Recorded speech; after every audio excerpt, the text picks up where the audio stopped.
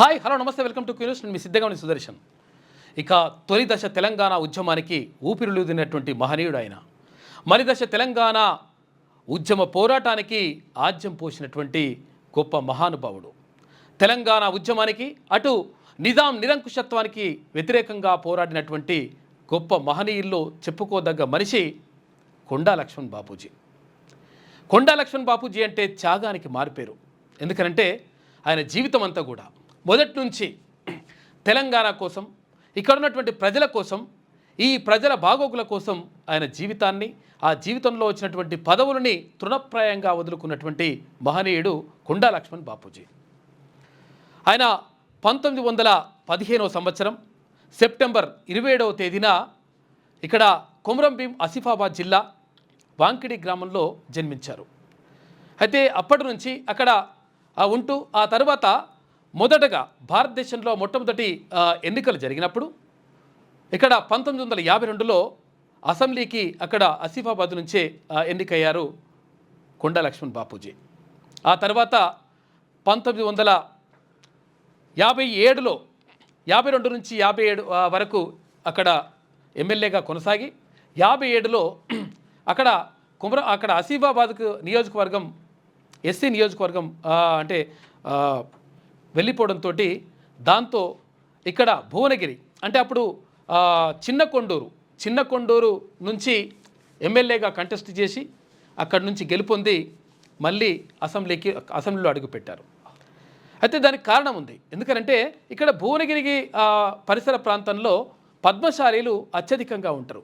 ఆయన పద్మశాలి సామాజిక వర్గానికి చెందినటువంటి వ్యక్తి కాబట్టి ఇక్కడ నుంచి పోటీ చేసి అక్కడ అసెంబ్లీలో అడుగుపెట్టిండు. తర్వాత 1969 ఉద్యమానికి ఆజ్యం పోసిండు. అంతేకాదు ఆయన చిన్నతనం నుంచి స్వాతంత్ర పోరాటంలో పాల్గొంటూ గాంధీ గారిని కలిసి 1942లో జరిగినటువంటి క్విట్ ఇండియా ఉద్యమానికి ఊతమిచ్చిండు కొండా లక్ష్మణ్ బాపూజీ. ఆ తర్వాత నిజాం వ్యతిరేకంగా పోరాటంలో కూడా ఆయన తనదైనటువంటి పాత్ర పోషించిండు. నిజాంకు వ్యతిరేకంగా తెలంగాణ పరిరక్షణ సమితి అంటే తెలంగాణకు సంబంధించినటువంటి అనేకమైనటువంటి ఆర్గనైజేషన్స్ ఏర్పాటు చేసి దాంట్లో కొనసాగుతూ నిజాంకు వ్యతిరేకంగా నినదిస్తూ వెళ్ళినటువంటి గొప్ప మహనీయుడు కొండా లక్ష్మణ్ బాపూజీ. సాయుధ రైతాంగ పోరాటం కానీ తర్వాత నిజాంకు వ్యతిరేకంగా జరుగుతున్నటువంటి పోరాటంలో కానీ అనేకమైనటువంటి నిర్బంధాలను ఎదుర్కొన్నటువంటి మహనీయుడు ఆయన. అయితే ఇదంతా కూడా ఎందుకు చెప్పుకుంటా ఉన్నాం? ఎందుకంటే బీసీలకు సంబంధించి అందులో పద్మశాలీలకు సంబంధించి ఒక మహనీయుడు అంటే తెలంగాణ ఉద్యమానికి ఊతమిచ్చినటువంటి వాడు. 1969 ఉద్యమం కోసం తన మంత్రి పదవిని తృణప్రాయంగా వదులుకున్నటువంటి మొట్టమొదటి తెలంగాణ వ్యక్తి కొండా లక్ష్మణ్ బాపూజీ. ఎందుకంటే తెలంగాణ రాష్ట్రానికి అన్యాయం జరుగుతూ ఉంది కాబట్టి ఈ తెలంగాణ రాష్ట్రం వేరుగా ఉండాలి అంటే తెలంగాణ ప్రాంతానికి అన్యాయం జరుగుతూ ఉంది కాబట్టి తెలంగాణ ప్రాంతం వేరుగా ఉండాలని చెప్పేసి ఆనాడే నినదించిండు తొలి దశ తెలంగాణ ఉద్యమానికి సంబంధించి. ఆ తర్వాత ఆయన 1972 నుంచి 75 వరకు తర్వాత 67 నుంచి 72 వరకు ఇట్లా అనేక మార్లు ఎమ్మెల్యేగా ఎంపికయ్యిండు. తర్వాత డిప్యూటీ స్పీకర్గా పనిచేసిండు, మంత్రిగా పనిచేసిండు. మంత్రి పదవికి తెలంగాణ కోసం రాజీనామా చేసి బయటకు వచ్చినటువంటి నిజంగా గొప్ప త్యాగశీలి కొండా లక్ష్మణ్ బాపూజీ.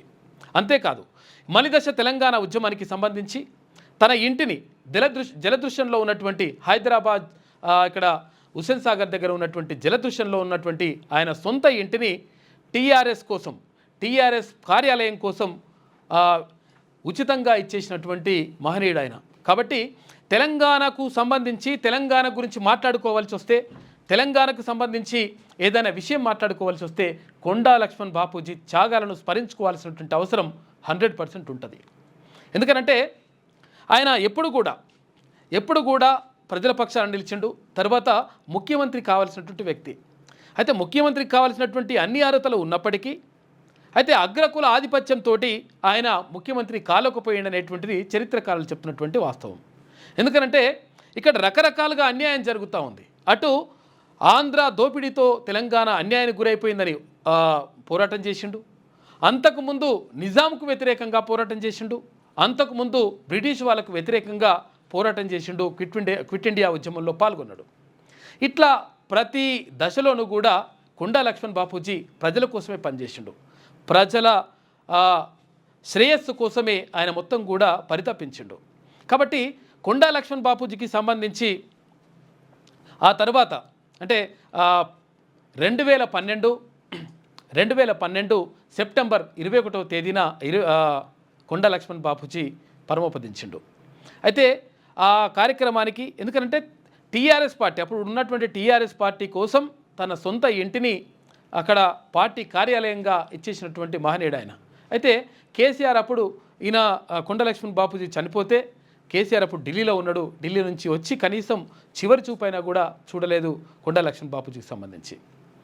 ఎందుకంటే అసలు యాక్చువల్గా నిజంగా కూడా పద్మశాలి కులం నుంచి వచ్చినటువంటి వాళ్ళు చాలా అరుదుగా ఉంటారు.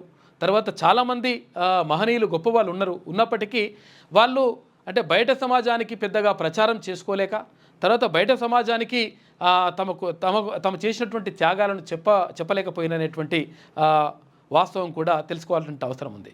ఎందుకంటే కొండా లక్ష్మణ్ బాపూజీ జీవితం అంతా కూడా త్యాగమయమే. కొండా లక్ష్మణ్ బాపూజీ మొత్తం కూడా తెలంగాణ కోసమే శ్వాసించిండు, తెలంగాణ కోసమే ఆశగా ఎదురు చూసిండు, తెలంగాణ కోసమే మొత్తం కూడా ఆయన చివరి శ్వాస వరకు తెలంగాణ కోసమే పరితపించినటువంటి మహనీయుడు కొండా లక్ష్మణ్ బాపూజీ. నిజంగా ఇంత గొప్పోడా అంటే 100% చాలా గొప్పోడు కొండా లక్ష్మణ్ బాపూజీ. ఎందుకంటే ఆయన చిన్ననాటి నుంచి కూడా తర్వాత చివరి దశ వరకు కూడా టోటల్గా ఎక్కడ చూసినా కానీ మొత్తం కూడా ఆయన త్యాగాలే కనిపిస్తాయి. డిప్యూటీ స్పీకర్గా ఆంధ్రప్రదేశ్ రాష్ట్రంలో డిప్యూటీ స్పీకర్గా పనిచేసిండు. తర్వాత మంత్రి పదవిని మొట్టమొదటిగా వదులుకున్నటువంటి వ్యక్తుల్లో కొండా లక్ష్మణ్ బాపూజీ ఫస్ట్. అంటే మంత్రి పదవిని అనేటువంటిది చాలామంది ఏం చేస్తుంటారంటే లాబింగ్ చేసుకుంటారు. ఇప్పుడు ఏమైనా ఉంటే లాబింగ్ చేస్తారు, ఇంకా రకరకాలుగా ప్రలోభాలకు గురి చేస్తారు, లేకపోతే అయ్యా బాంచన్ కాల్మొక్త అనేటువంటి పరిస్థితులకి వెళ్ళిపోతారు. కానీ వచ్చినటువంటి మంత్రి పదవిని తృణప్రాయంగా అంటే అసలు యాక్చువల్గా అప్పుడు చాలా గొప్ప విషయం. స్వాతంత్రం వచ్చిన తర్వాత 1952లో మొట్టమొదటి ఎన్నికలు జరిగినప్పుడు ఆయన అక్కడ ఎన్నికైన తర్వాత ఆ తర్వాత భువనగిరి నుంచి అనేక సార్లు అసెంబ్లీకి ఎమ్మెల్యేగా ఎన్నికైన తర్వాత మంత్రి పదవిని కూడా లెక్క చేయలేదు కొండా లక్ష్మణ్ బాపూజీ. అప్పటికి తెలంగాణ వాదంకు సంబంధించి కొంతమంది మాత్రమే మాట్లాడుతూ ఉన్నారు. ఆ కొంతమంది మాట్లాడడంలో ప్రప్రథమంగా ఉండేటువంటి గొప్ప మహనీయుడు కొండా లక్ష్మణ్ బాపూజీ. కాబట్టి తెలంగాణ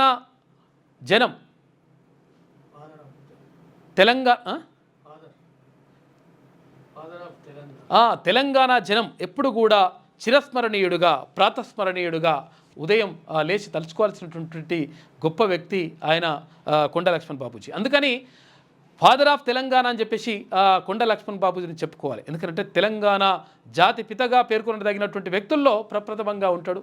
కాబట్టి ఈ కొండా లక్ష్మణ్ బాపూజీకి సంబంధించి కొంతమంది ఇప్పుడు అసలు యాక్చువల్గా అంటే ఇప్పుడు ఏదో గొప్పగా చెప్తున్నట్టుగా చేస్తూ ఉంటారు. మాయే త్యాగాలు, మేమే అదేంది మంత్రి పదవి రాజీనామా చేసినామని చెప్తూ ఉంటారు. కానీ ఆయన నిజంగా నిఖార్సు అయినటువంటి వ్యక్తి. తర్వాత తెలంగాణ వాదమే లేదు అనుకున్నటువంటి టైంలో ఆయన త్యాగం మరవలేనిది.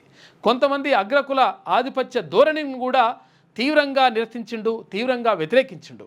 అంటే ఇక్కడ ఒకసారి 1987 ప్రాంతంలో ఆ తర్వాత మండల్ కమిషన్ రిపోర్ట్ ఇస్తే మండల్ కమిషన్ రిపోర్టుని అమలు చేయడానికి అప్పుడు ఉన్నటువంటి రాజీవ్ గాంధీ దాన్ని పక్కకు పెట్టిండనేటువంటి ఉద్దేశంతో తన కాంగ్రెస్ పార్టీకి ఉన్నటువంటి ప్రాథమిక సభ్యత్వానికి కూడా రాజీనామా చేసేసి నాకు ఈ కాంగ్రెస్ పార్టీ వద్దు. ఎందుకంటే మండల్ కమిషన్ ఏం చెప్తా ఉంది, బీసీల సాధికారత కోసం చెప్తా ఉంది. వెనుకబడిన వర్గాలు ఉన్నతంగా ఎదగాలంటే ఏం చేయాలనేటువంటి విషయం చెప్తా ఉంది. ఈ దేశంలో 27% అంటే అసలు యాక్చువల్గా 54% మంది అప్పుడు ఉంటే అందులో సగభాగమైనటువంటి 27% రిజర్వేషన్ కల్పించాలని చెప్పేసి అంటే ప్రతిపాదనలు చేసింది. అంటే 42% ప్రతిపాదనలు చేస్తే 27% అమలు చేయాలని చెప్తే కూడా అప్పుడున్నటువంటి ప్రధానిగా ఉన్నటువంటి ఎవరు రాజీవ్ గాంధీ దానికి ససేమిరా అన్నాడు.